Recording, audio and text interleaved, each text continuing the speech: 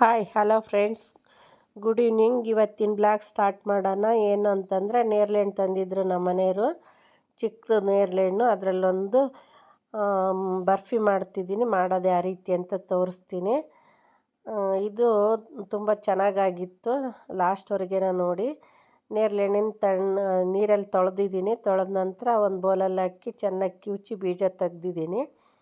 ತೆಗೆದ ನಂತರ ಅದನ್ನ ಪಲ್ಪ್ ರೆಡಿ ಆಗುತ್ತೆ. ಅದಕ್ಕೆ ಒಂದು 2.5 ಲೋಟದಷ್ಟು ಶುಗರ್ ಆ್ಯಡ್ ಮಾಡಿ ನುಣ್ಣಗೆ ಮಿಕ್ಸಿ ಮಾಡ್ಕೊಂಡು ಇಟ್ಕೊಂಡಿದ್ದೀನಿ ಒಂದು ಕಡೆಗೆ. ಈ ಕಡೆ ಗ್ಯಾಸ್ ಹಚ್ಚಿ 1-2 ಸ್ಪೂನ್ ತುಪ್ಪ ಹಾಕಿ ಒಂದು ತವದಲ್ಲಿ ಬಿಸಿಗಿಟ್ಟು ತುಪ್ಪ ಕಾದ ನಂತರ ಅದಕ್ಕೆ ರುಬ್ಬಿರೋ ಅಂಥ ಮಿಶ್ರಣನ ಹಾಕಿದ್ದೀನಿ. ಅದೊಂದು ಸ್ವಲ್ಪ ಹಸಿ ವಾಸನೆ ಹೋಗೋವರೆಗೆ ಫಸ್ಟು ಚೆನ್ನಾಗಿ ಫ್ರೈ ಮಾಡ್ಕೊಂಡೆ. ನಂತರ ಅದು ಫಸ್ಟು ಸ್ಟಾರ್ಟಿಂಗಲ್ಲೇ ರಸ ಬಂದಿತ್ತು, ಅದನ್ನೊಂದು ಇದರಲ್ಲಿ ಸೋಸಿ ಇಟ್ಕೊಂಡಿದ್ದೆ. ಅದಕ್ಕೆ 1.5 ಸ್ಪೂನಷ್ಟು ಕಾರ್ನ್ಫ್ಲವರ್ ಹಾಕಿ ಅದರಲ್ಲಿ ಹಾಕಿದೆ. ಒಂದು ಅರ್ಧ ಬೆಂದಾದ ನಂತರ ಅದು ಕಾರ್ನ್ಫ್ಲವರ್ ಹಾಕ್ತಿದ್ದಂಗೆ ಗಟ್ಟಿ ಬಂದಮೇಲೆ ಕಲ್ಲರಂತೂ ಕಲ್ಲರ್ಫುಲ್ಲಾಗಿತ್ತು. ಈ ಕಲರ್ ಯಾರಿಗಿಷ್ಟ ಆಗಲ್ಲ ಹೇಳ್ರಿ.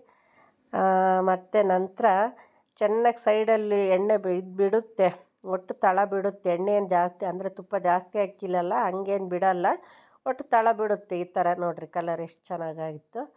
ಅದು ಆಗುತ್ತೆ ಅಂಥೇಳಿ ತಳ ಬಿಟ್ಟಷ್ಟು ಗೊತ್ತಾಗಿಬಿಡುತ್ತೆ. ನಂತರ ಒಂದು ಪ್ಲೇಟಲ್ಲಿ ತುಪ್ಪ ಸವರಿ ಹಾಕಿದೆ. ಅದಕ್ಕೆ ಒಂದು ಸ್ವಲ್ಪ ಚಿಕ್ಕದಾಗಿ ಮಾಡಿ ಇಟ್ಕೊಂಡಿರೋಂಥ ಬಾದಾಮಿ ಪೀಸ್ನ ಹಾಕಿದ್ದೀನಿ. ಇಲ್ಲಿ ಚೆನ್ನಾಗಿ ಸಿಗುತ್ತೆ, ಬಾಯಿಗೆ ಒಂದೊಂದು ಸಿಕ್ಕರೆ ಅಂತ. ಇದು ಒಂಥರ ಕಟ್ಟಿಮಿಟ್ಟಿ ಥರ ಹುಳಿ ಸಿಹಿ ಚೆನ್ನಾಗಿತ್ತು.